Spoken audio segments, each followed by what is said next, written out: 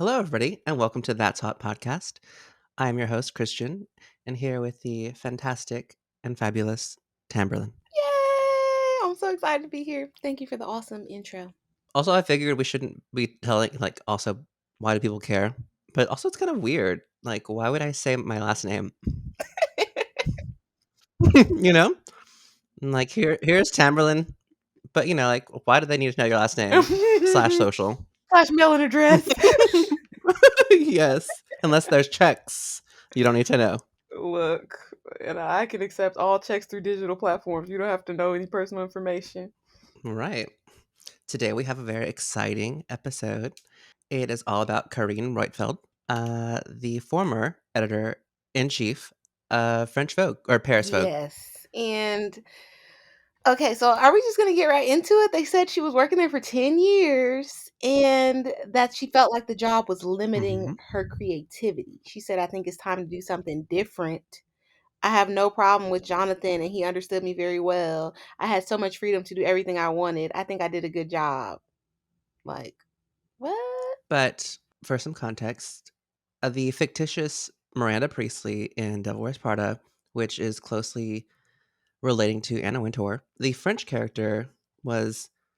I guess there was like rumors that it was based off of like the rivalry that they had, the Oh, two, really? Corinne and Anna. Okay. That's what I remember hearing. And I'm sure there was, it's probably like similar how we talked about last episode. If y'all haven't listened to it already, you should, with Edward versus Anna. But I'm sure that there was that same kind of like, animosity between the two because, Anna has her like status within the fashion industry and she doesn't like it when somebody tries to encroach within that. And at the time, you know, Paris Vogue has always been killing it, but she was especially like doing a great job, Karine. Wow. No pun intended with the animosity because it seems to go around with everybody. Yes. My goodness. I feel like now, coming off the heels of our other episode about Edward Inful and her relationship, it's like, Anna, you kind of do look like the evil stepmother at this point. Like, or a old beauty queen, like you don't want anybody else to come in and take the shine or take the spotlight from you, but you really don't have any new ideas. There's nothing groundbreaking. Like, it's just more of the same, kind of recycled, even maybe referencing yourself and what you've done in the past. There's no looking ahead towards the future at all. There's zero sex appeal. I feel like that's what Karine is all about. Like, where Edward is more leaning on like diversity and just overall creativity and maybe fame because he like has a lot of good relationship with stars. Yeah. Whereas Karine was like more so it's the Parisian girl, stereotypes with everything, like very chic, very classy, very simple, but at the same time very, very sexy and well put together. hmm Whereas Anna is always given like 80 Chanel. Yes. And that's kind of like Karine's whole like shtick is like, super sexy. Um, but in preparation, we both watched the Mademoiselle C. It's a documentary about Carine getting started again, and this is like the inception of her new CR fashion book, which is her magazine. It's biannual, and it started what in 2012, and it's still going. And it's all about creativity. So she's working with like new models, photographers. She's actually able to like push herself. Whereas, I'm sure with the Condé Nast and like Vogue, I'm sure you're stifled because there's so much like you could only do. You have to appease like the general masses, but also the advertisers. Yeah, I really feel like at this point in fashion and then society as a whole too, especially because like the button has been hit as far as globalization is concerned, and maybe social media and the internet has a lot to do with that. But the world seems a lot smaller than it did, maybe like even early 90s as opposed to today.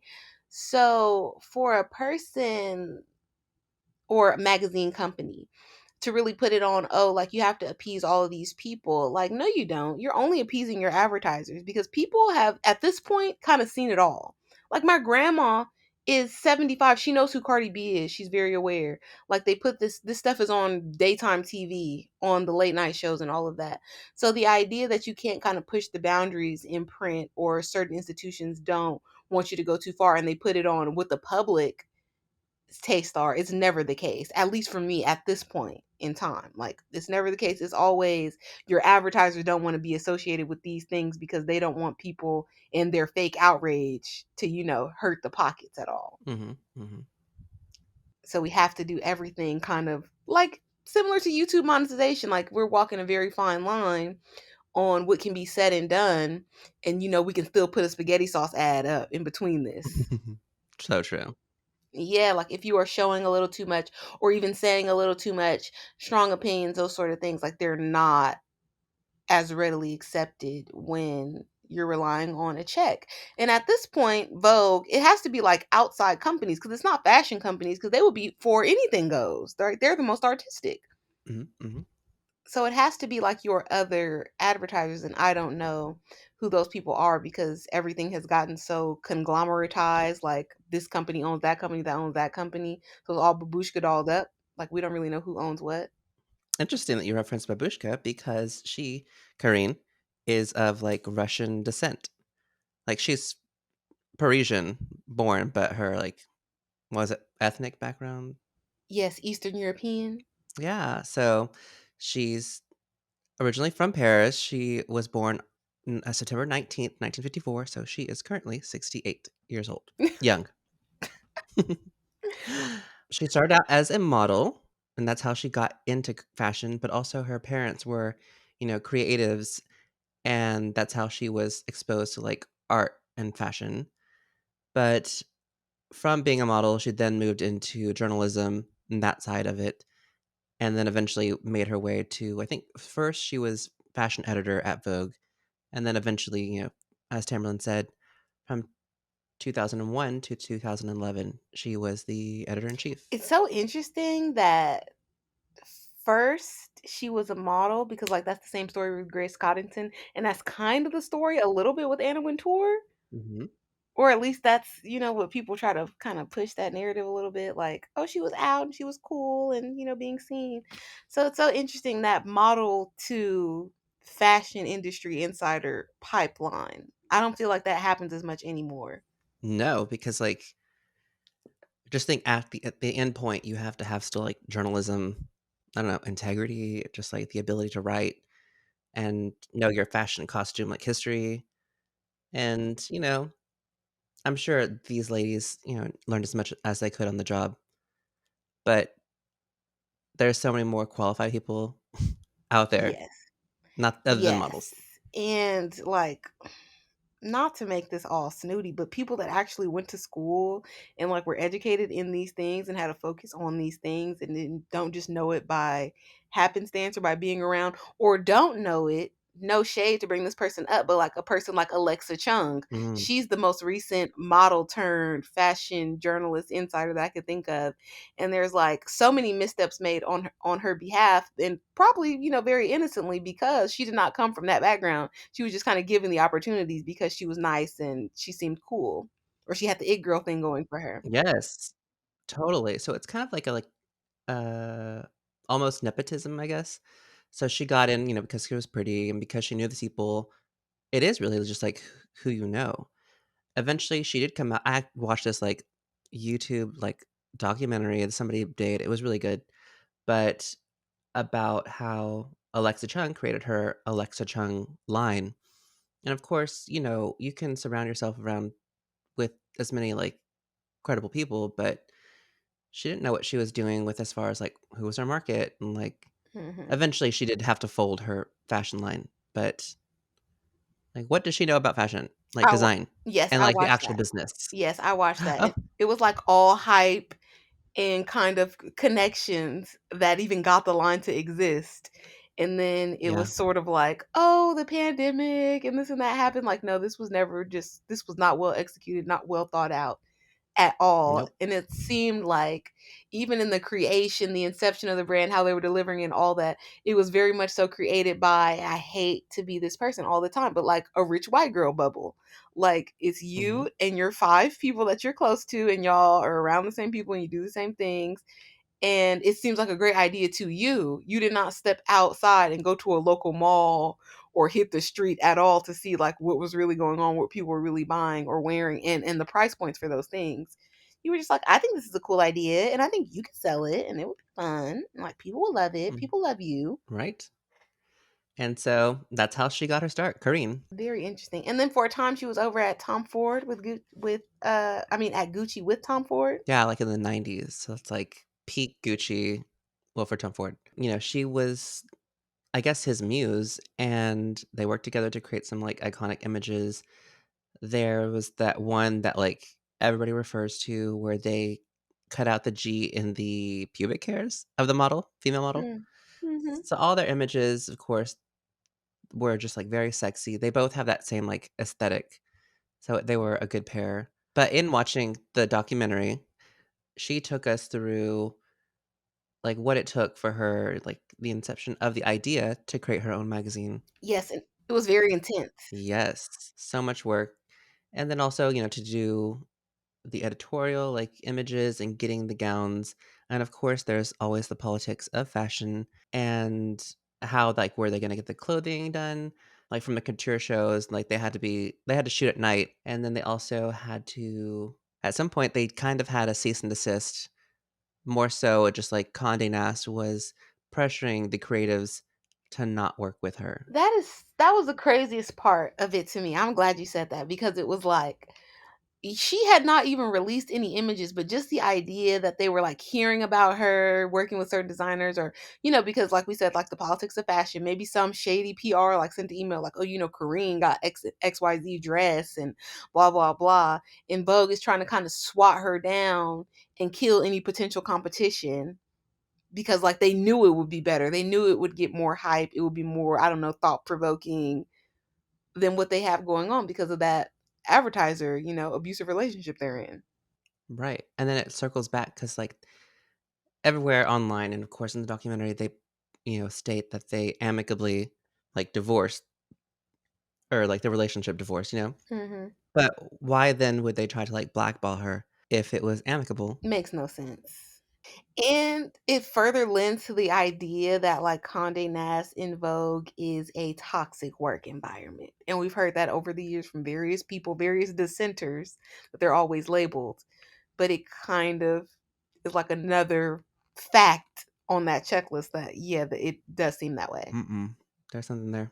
Oh my gosh. In the documentary, they're, like, also, like, another parallel, and it shows in her images, she's obsessed with birth. This magazine is a rebirth of her and her brand, Hmm. but also her daughter is giving birth to her grandchild. Hmm. And so in all the imagery of newness, it's just like, there's a little, like, baby on the, I guess, the second cover? Yes, and they did like a death thing, like a death and rebirth theme. Yeah, that was really cool. Another interesting thing about her personal life is she's been with her husband, or not her husband, she's been with her partner, Christian Mhm. Restonin, since the 70s, but have never been married. And in the documentary, I think they have two children together. She just talked about, and he was there too, he was agreeing with her that when they first got together and like, maybe started to get more serious, it was this idea that maybe they would get married, but everyone that they knew that were married seemed so miserable and like they didn't like each other and they weren't enjoying the situation. So they just stayed essentially boyfriend and girlfriend this whole time. Which is interesting. Oh, she did say that she is because of her Russian, like, background, she's, like, superstitious, Mhm. and because, yeah, like you said, because everybody was breaking up, they're like, "Let's," we have a good thing going here. Let's not ruin it by getting married. So interesting. Interesting way to look at things. I know, and it's so nice that they have that, like, still commitment to one Yes. another. And I guess that is the takeaway from it, that it really just depends on the people and what you decide to do in your agreements and maybe like your integrity as well, Mhm. to just simply be together and be a family and whatever that means to you, whatever you all agreed with each other. Because yeah, we see lavish weddings, especially among, if you're going to say like that class of people, Korean and the like, especially fashion people. We love an event, we love to go all out. It's like you weren't really ever committed to the situation or the person. You weren't taking it that seriously if, you know, at any type of slight of inconvenience or something, it's over. These people have managed to be together for several decades with no Yeah, formal commitment outside of what they've agreed amongst themselves. that's really sweet, Very cute. and I can't even get a date. I'm sure it has everything to do with Kareem being super sexy all the time and like always in her minimalist glam. Yes, all black. I don't know, she's just, like, the epitome of, like, Parisian chic. Yes, especially and then you said she's 68? That blows my mind Yeah. because I saw her recently out and she looks good. Yeah, right? Maybe it's the presentation, like the clothes and all of that, but she looks great. Yeah. I wanna be hot when I'm old. I wanna be hot now. It's summer in Texas, I'm hot. Anyway. Oh my god, California is also experiencing some extreme heat. I believe it was 96 degrees, and Mhm. it's a lot for me personally. I get, heat How hot was that? 96. Okay, that's valid. Yeah, it's just It was, like, 100. oh my god, it's so draining. Like, I can go outside for 5, 10 minutes, and I don't wanna do anything for the rest of the day. I wanna take, like, a siesta. I know, global warming. Which fashion is not helping at all, but yet here we are. I know, oh my god. So, Kareen oh, that's, like, the number one thing that comes up when you Google Kareen, like, who is her husband, how old is she, and then who is Julia, her daughter. Yeah, and her daughter, who went to Parsons, she ended up, because of her connections to Tom Ford and her mother, she ended up being the face of Black Orchid, the fragrance by Tom Ford. Yes, and speaking of fragrance, Kareen also recently put out a fragrance. Her first scent is called 7 Lovers, Ooh, I didn't know that. and then she has another one that's called Kareen. And I'm like, doing a little research for this episode. I'm like, maybe I need to go smell them. Like, maybe I should, I don't know, like I should buy one of these. Right? Fragrance is like one of those ways that you can get very wealthy, and that's a word to Paris Hilton. It is. It's kinda like that entry point, so it's, like, affordable luxury, and so the masses can afford it, and because of that, of course, they're gonna get rich off of it, but it then offers the masses, like, a touch of luxury. That's true, and especially if you think about if you listen to this show, like, fit Christian and I went to fit them together. That's how we know each other. If you think about creating a lifestyle brand and those sort of things, like that's what people cling on to. They just want to be a part of it. I remember I was doing like a research project on Tory Burch, and she said like she intentionally made something that was under $50 and it had the logo on it, like the flip flops. So anybody can get those flip flops and feel like they're associated with the brand, even though if they can't afford something else. Because it's like money is money. I want to bring it all in, every price point, every budget, Right, give me a little something without cheapening, the brand. and that's how it is with, like, all these other, like, luxury labels, like, the handbags, the sunglasses, they're, like, the bread and butter that can then afford the couture, which it's very expensive, but it's not bringing in Yeah, couture is like a one piece, one of a kind. definitely. And like especially in our times, not a lot of people even dress up that much, even celebrities. So it's like a very small customer base that you're selling that to, like royalty, oligarchs' wives. So true. Did you see that one movie on Amazon? And it was that lady, and it was set like she's like British, and somehow she like finds a way. She like falls in love with a Dior dress, Oh and she has to go. yes, Mrs. Harris goes to What was Paris. that? Was such a good movie. I recommend it to everybody I love that movie, and when I was watching it, I think I watched it on the plane for the first time, and I'm like, "Why isn't this a whole genre? Like, I wanna see more fictionalized fashion history movies right now. Make it a channel." Yes. Whereas this documentary, I didn't think it was like the best fashion documentary, Mhm. but we got enough nuggets to like then do our own research. But that movie was so entertaining. Yes, that movie was super entertaining. I would love, honestly, given the story of Kareen, I feel like it has all the elements. We have a rags to riches story, her becoming a model. We have love with her partner. We have Mhm, intrigue with the Vogue situation, the hiring and the leaving, the departure. mhm. The CR fashion book and her and all the celebrities, like her getting Kim Kardashian, her getting different people. Like, show us that. You working with Tom Ford at the height of the Tom Ford Gucci era. Give us a movie about that. That would be interesting A dramatization. Better than House of Gucci. I feel like a lot of the fashion movies aren't executed well. for sure. And then I feel like the documentary kind to be or tried to be like a September issue equivalent. With them, they were creating the September issue, and here we're trying to create a whole like fashion book Hmm. from scratch. And I feel like the September issue, it just was so much more like better. Well, it had way more. like dynamic moving parts, people, personalities. Yeah, Mademoiselle C was just really centered around her. And although it was like a good insight, it made it kind of flat. Like, okay, this is about you, cool. And your transition to doing this, cool. But even throughout the documentary, like we didn't even learn everything about CR Fashion Book. no. Like I left even thinking, and I remember the first time I saw it, seeing it recently, like, okay, so what is this? Where do I buy it? Or what is it? Is it like a collector's item like Visionaire? Is it a website? Is it supposed to be inspiration like mood board type of thing? What is this? Because Vogue and all of the other magazines are essentially like, I don't want to call it a how-to guide, but it's yeah, kind of like a periodical how-to guide for women. Like, oh, this is the way to do your hair for this season. These are the hot pieces. This is this is that. This is what even makes women gravitate to like Vogue, Cosmo. Hmm.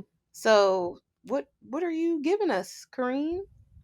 Right, and they said that what they were trying to do was make us dream, so that it brought back the dream back to fashion, and their whole like tagline was what was it? Fashion without credits. I don't know.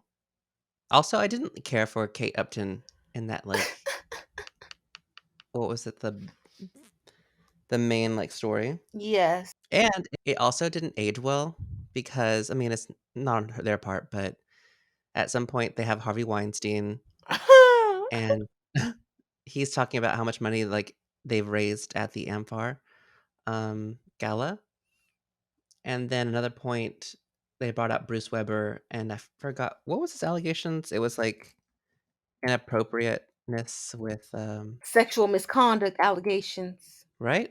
Mhm. Oh, yeah, serial predator. Mhm. Oh, him, and then, oh, was it Mario Testino? The male models came out against them. Yes. So, This again, we got another trend because this is also the case with is it Terry Richardson that does the white yes, he's, like, pervy. back like he's a perv too. And I don't know, maybe I was raised like too Christian and too, strict black people. But why would you think a photographer is not like the number one creep job? No offense, like a certain type of photography. If your style is always like, oh, I want to put you in a blank in an empty room and you got to get naked and only wear underwear, like that seems like a creep sort of like wanted ad listing in the newspaper. For sure. What about this person doesn't seem like you don't need to keep extra eyes on them? Ugh, that's so crazy. Like Jurgen Teller is taking pictures of people outside and shit at the bus stop. He's not being creepy with them. Yeah, but I think we both agreed on this that we both did not care for Teller. No, I do not like his work, but I'm just saying, comparison to the style, it Yes. tells a lot about a person.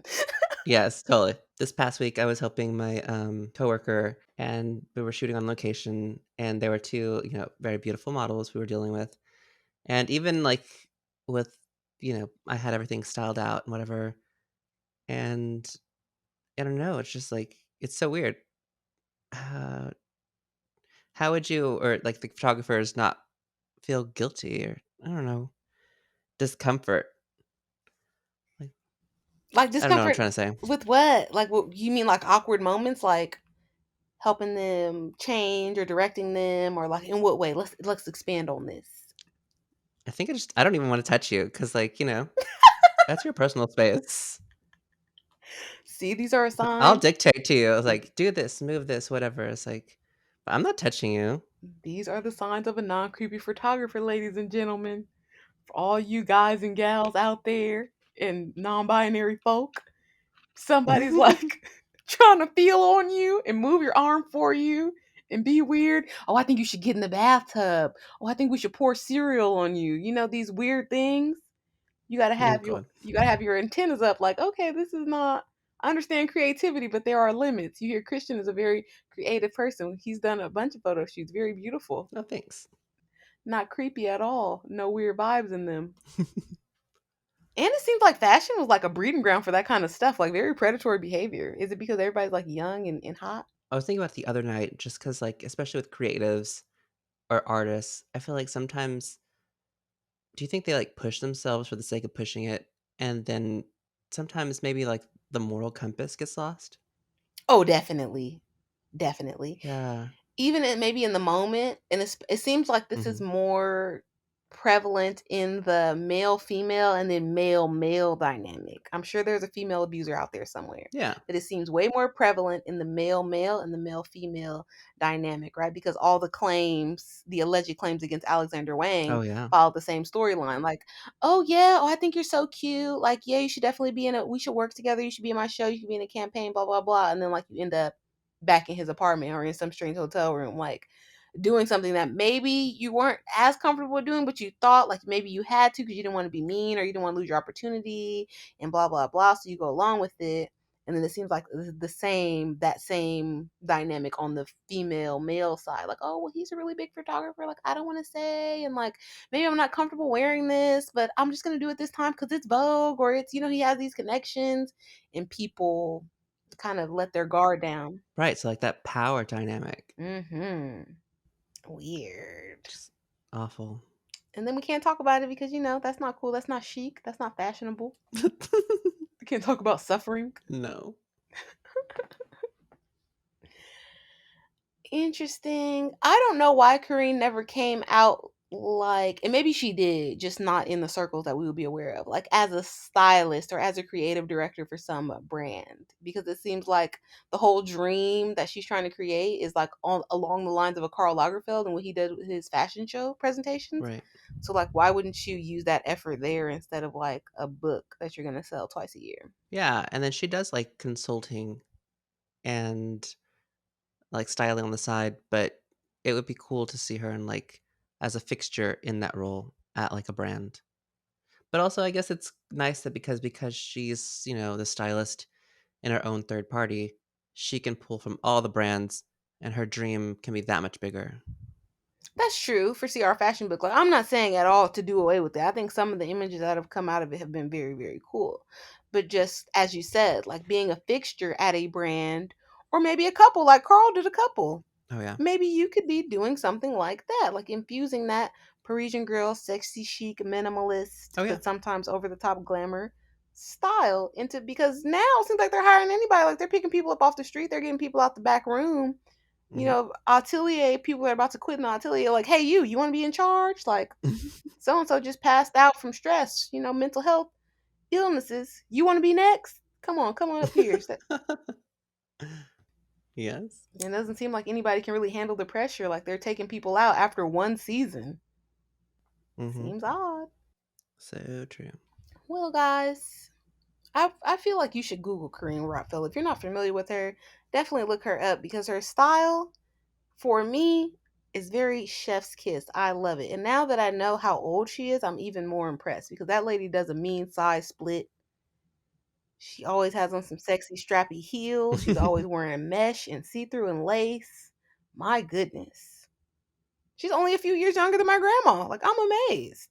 And to your point about, like, style, at one point in the documentary, they show Joseph Altuzzora's, like, mood board, and on it is, like, all Corinne. Like, her outfits, her personal style, and even, like, the dress or the outfit she was wearing in person in that documentary, she had previously worn it. That exact outfit was also on the mood board. Yes. And that was like a little giggle. I like that too. And I think initially, like, that's what drew me to that brand when Aquazzura first came out. I remember it was super hot. The hottest item were those like pom pom strap lacy heels. Mhm. And I was like, oh, yes, this is so like very simple, sexy clothes. Like, I love them. Of course, the ready to wear and stuff is always very, very expensive. So you can't just jump up and go buy that. But the accessories are like, oh, maybe I could do this. It's sad that they kind of lost their popularity. Right. But somebody else needs to take that up. Like, who's doing it right now? Jacquemus? Oh, definitely, with all those little bags. Yeah, like Jacquemus is taking that lane up, I guess, and maybe like a Peter do kind of. Mhm. But where are the simple, sexy clothes at? I feel like right now we either got grandma, we got club, like erotic dancer club, and then we just have this like boring, minimalistic science fiction clothes like from Dune or from, I don't know, like futuristic Harry Potter, what I saw on Dior this week. But like, Where are the simple yet sexy clothes? Help us out, people. Kareen, she's amazing. I think she will go down as a style icon. It is sad that we have not seen more from her outside of CR Fashion Book, but everybody can't do everything. Everybody is not a workhorse like Carl, and some people can't handle it. So yeah, look out for your next CR Fashion Book. I guess in the comments, you guys should Google CR Fashion Book and like tell us some of your favorite pictures or editorial moments from the magazine so we can have some dialogue between us. And Right? And, like, where can we get it? Because like, I imagine I'm gonna go actually look and see if they have it at Barnes& and Noble, but otherwise, I saw online it's, like, $40 online, and then you have to wait for shipping, and I don't like waiting. which is crazy. Like she has to make a digital version, like a subscription version. But then that's the whole point of having, like, the print, because then you want I don't know, I feel like it's probably a collector's It item, has right? to be. That's why I was comparing it to Visionaire. That's the only thing I can compare it to. Yeah. Like it's just this book that comes out to inspire everybody. Yeah, I guess Barnes and Noble will be the only place. There are no like fashion bookstores No. like on the mass market. There's a couple. Yeah. But yeah, guys, let us know. Let Totally. us know your thoughts about CR Fashion Book and Karine Roitfeld's style in the comments. Thank you for watching the show. Please don't forget to like, share, subscribe, text this to some people if you will, and follow us on all the social media platforms, even Threads. Are we on Threads yet? You and I are on Threads, Oh, and yes. together we are that top pause. So yeah, follow us both. Yeah. Follow us. All right, guys. Thanks. Bye. Bye.